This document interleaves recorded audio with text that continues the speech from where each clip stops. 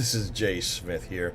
I want to talk about the what I consider one of the geniuses of Odon Lafontaine. You've just been watching his video, and you have seen the amazing depth and breadth that he brings to this whole discussion on the origins. And it's been terrific looking at your comments at the bottom. You are commenting just that, and you're saying this is probably one of the best ones he's done. One thing about Odon, he's able to talk about almost any subject that has to do with Islam, and certainly that has to do with history. 12 years have got him to where he is today. And he's enjoying finally talking to an English crowd. And this has been great to listen to his French style of English and how he pronounces word. I know a few of you have questioned that, but let him go. I think this is, listen, when we speak French, we desecrate the language. He does not desecrate English. I think it's brilliant what the way he usually, even the words he chooses. Now, in the last episode that we did, where we looked at the peoples and the many different characters and groups that are pivotal to how Islam actually was created, we went off on a side for about 11 minutes, 10 or 11 minutes, concerning the sources of the Quran. It didn't really fit in that episode, so I took it out, and I want to introduce it here, showing you just the depth and breadth that Odon has. So listen to this as we really look at the Quran, because this is his area that he loves to talk about more than anything else, looking at the Quran and trying to delve and find out what happened historically. He then wanted to go back to where the Quran got its material from. It's called source criticism. And so we're just doing a little discussion, he and I, back and forth on source criticism. Here it is. See what you think, and then I'll come and end it off at the end. Those coverers were Jews who covered their sacred scriptures with other scriptures, and they claimed that those other scriptures were divine. And this describes the Talmuds. In the 7th century, it was the beginning of the widespread of the Talmud, particularly the Babylonian Talmud among the Jews. And some other Jews, namely the Quranic Nazarene, did not agree with the Talmud. They thought it was sort of an abomination, a sacrilege, because people invented a text and they put it over the Bible, over the sacred scriptures. They covered the sacred scriptures with the Talmud, and they changed, because of this, they changed the meaning of the sacred scriptures, and they hid some prophecies, they hid some stories in the sacred scriptures, and I think those stories relate to the coming of Jesus, the prophecy about the Messiah, and this is what the coverers are accused of in the Quranic text by the preachers. Let me just interject here real quickly. Looking at the Quran, I'm going to read chapter 2, verse 78 and 79 while you take a drink. And it says here, it says exactly what you're saying. And there are among them, the Jews, unlettered people who know not the book, but they trust upon false desires, and they but guess. So these are people, the book would be the scriptures. They don't know the scriptures. They trust upon their own desires. They guess. Then woe to those who write the book with their own hands and then say this is from Allah, to purchase with it a little price. Woe to them for what their hands have written, and woe to them for what they earn. So there's an exact example of what you're saying in the Quran. It's actually talking about these coverers. It's referring to these very people. And of course, what would they have written that is not the book? That would be the Targums, the Mishnahs. These are the apocryphal writings that you find all the way through the Quran.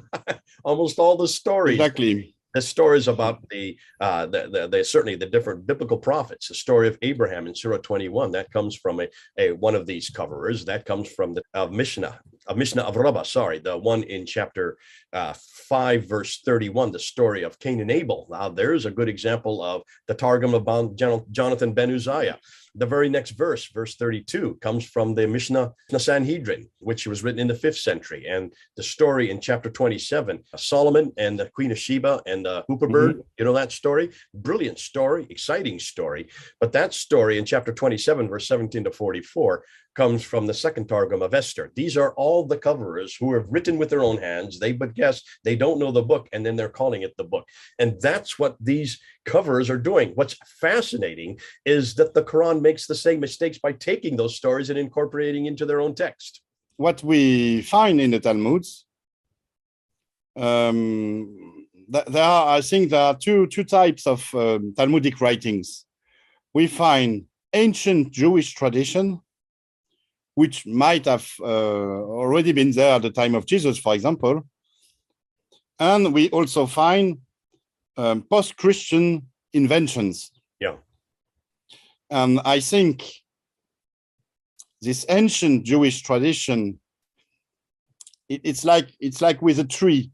You have the trunk, which is the Jewish tradition, and several branches. One branch is the Talmudic Judaism.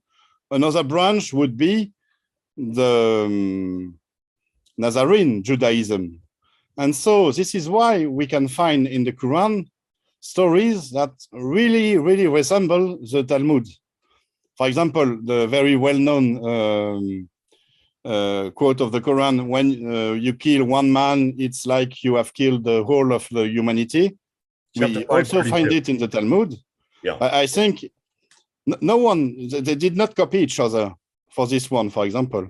It comes from ancient Jewish tradition, which went one way in the Talmud and another way in the Quran, thanks to the preachers who were Nazarene Jews. And so this is also to address many of the many comments that were made under our videos about the Talmud, or about the Quran being a mere copy of the Talmud. All I'm saying, be careful, because even the example you gave of chapter 5, verse 32, which is he who takes the blood of one is he who takes the blood of all. That one follows verse 31, which is the story of Cain and Abel, and has been found in the Bar Sanhedrin, written in the 5th century. When in the earlier copy of the original, you will find that redemption analysis on the blood of Abel is actually written in the margin by a scribe, which was then copied as the text to follow the story of Cain and Abel and the killing of Cain.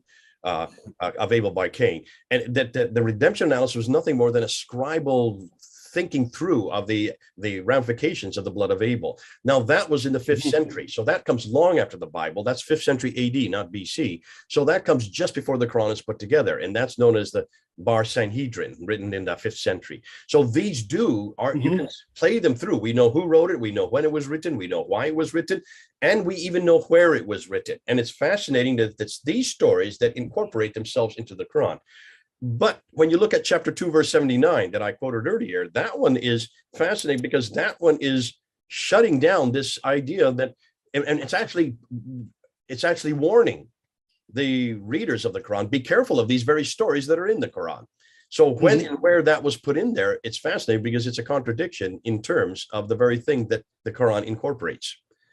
It's a good argument also to use when Muslims claim that we have corrupted our Bible, and say, well, what about these verses? What about these stories? And exactly, where do you think they came from? And it's good to have this historical perspective to know where. This is what Guillaume D is working on. I've already spoken about him. He's a French scholar who teaches in Belgium, who is a very top-notch scholar on Quranic studies. And for example, he found that many passages of the Quran, many stories of the Quran, are direct copies or translation from ancient Jewish tradition. For example, the story of the creation of Adam is taken from a Jewish story from the 2nd century, the story of Adam and Eve, and it's kind of cut and paste into the Quran, and it's fascinating. It's really amazing to find the sources, some sources of the Quran. And we see a lot of Jewish sources, sources from Jewish apocryphs, such as, for example, the Book of Jubilees.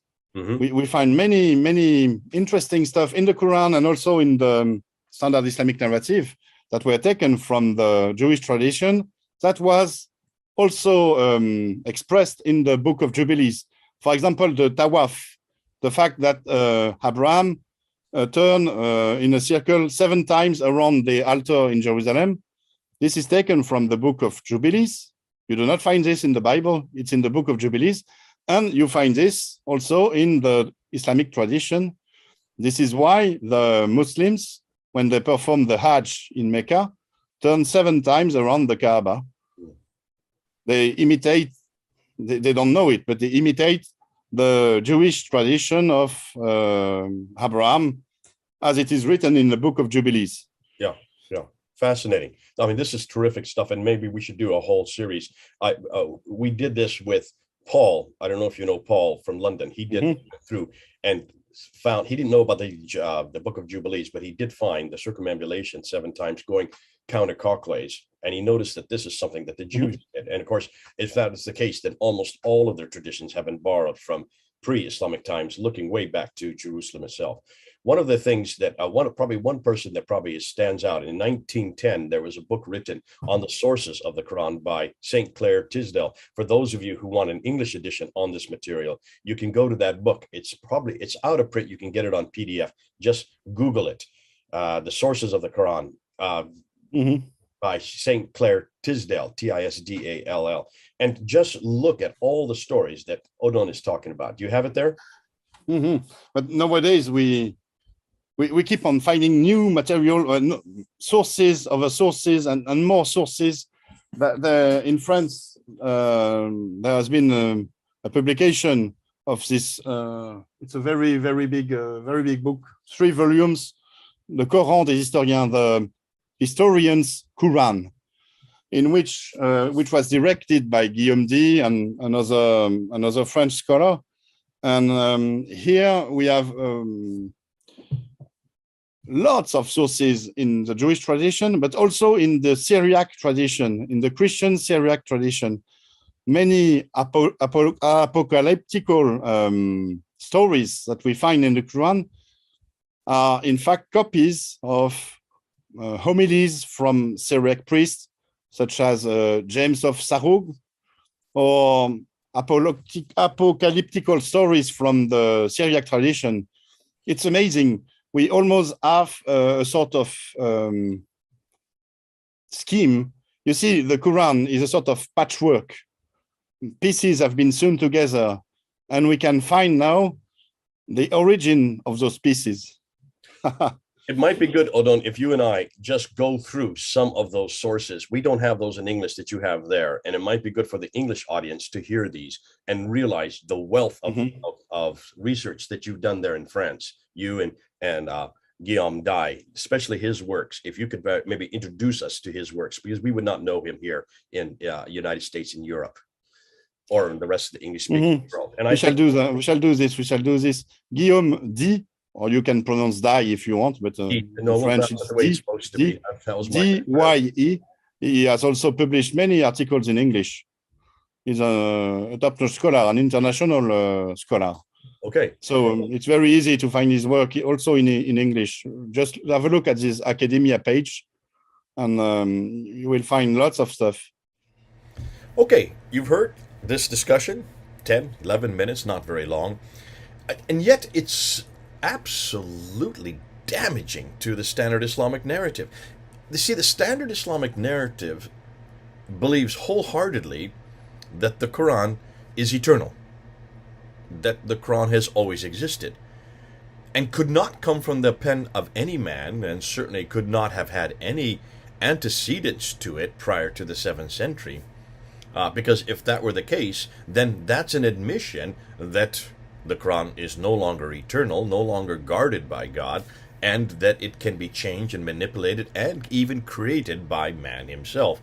And that goes against everything that the standard Islamic narrative claims. It says so very clearly in chapter 85, verse 22. That's the eternality. In chapter 10, verse 15. In chapter 18, verse 27. It cannot be changed. Not by man, not by you, not by me, not by anybody. And then, of course, chapter 15, verse 9, where Allah himself guards it so it cannot be changed. Now here, this discussion we're having, we're showing that there are all kinds of antecedents. Those references that he has from D, and I mispronounced it, and he corrected me on that. Guillaume D were very clear that much of the Quran has been borrowed from many different sources. If it's even one story is borrowed from another source, and you know where that source is, that introduces a whole nother element, which is anathema to the standard Islamic narrative, because that introduces man-made, human-made interaction and also interjections.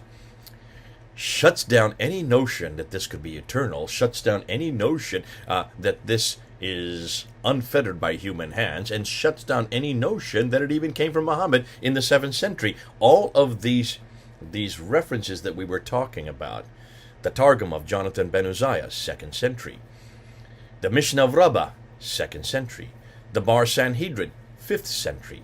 These are all much earlier than the Quran, because the Quran is supposedly 7th century, as we're now proving. It is more likely 8th, 9th, and 10th century, and maybe even later, since we don't even have the first copy that we can look at. Close to it, but not the first copy that is complete.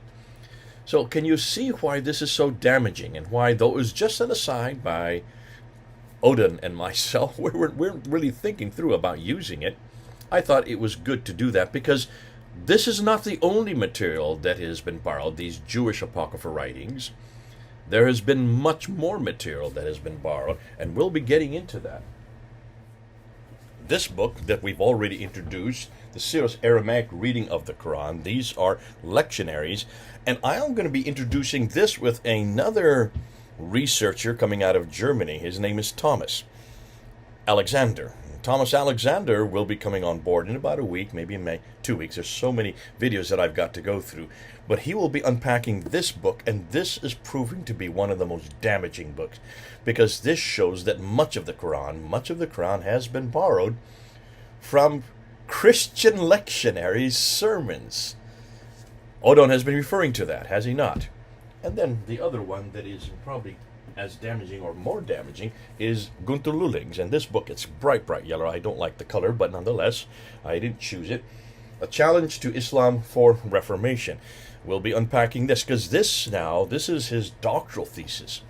He scored higher than anybody else in his university, so high that he should have been given an automatic professorship, which he was not, because of what this has to say about the Quran.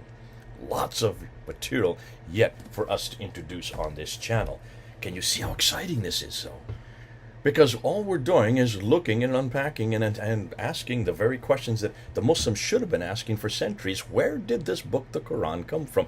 Where did